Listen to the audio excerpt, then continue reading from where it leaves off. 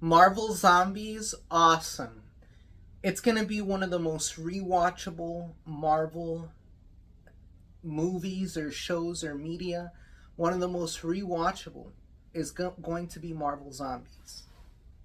Apparently, the director or showrunner of Marvel Zombies is working on the action scenes for Avengers Doomsday.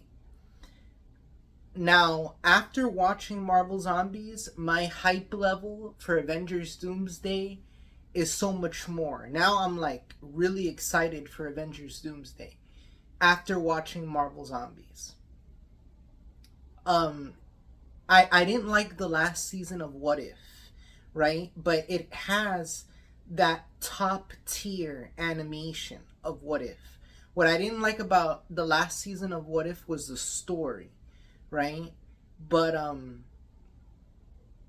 I really loved Marvel Zombies, and I hope they continue this with more seasons. We need to get more seasons of this because of how great it was. Now, the comic books have had different types of stories. So, they have stories for season 2. This gets pretty big in the end. Scarlet Witch is able to, spoiler alert, kill the Hulk, who is basically a handler. He's an avatar for a vortex that controls the multiverse, like a merging point of the multiverse.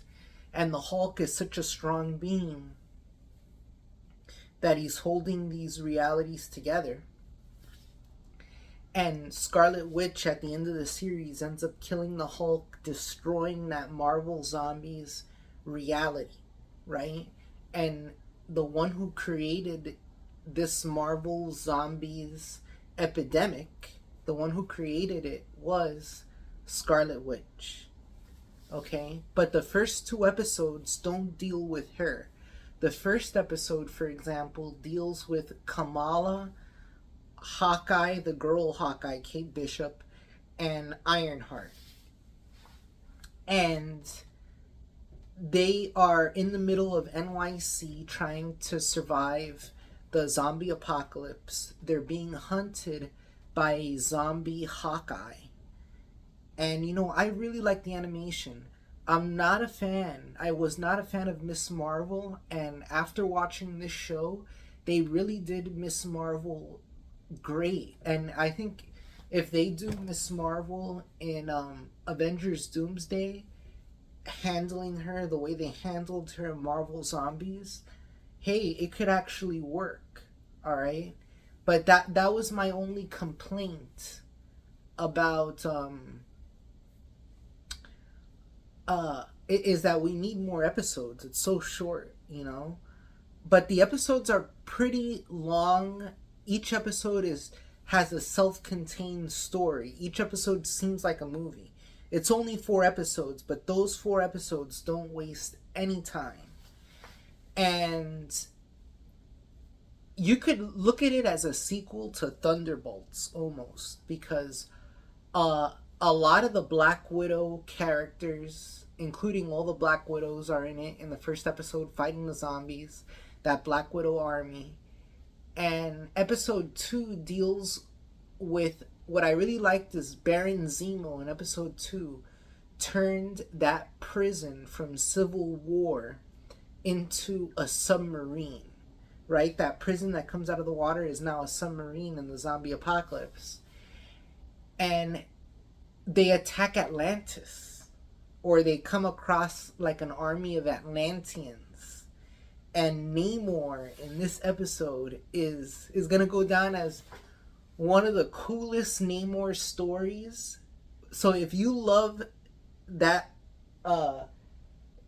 those issues of Ultimate Fantastic Four, right? The first appearance of the Marvel Zombies and of Namor.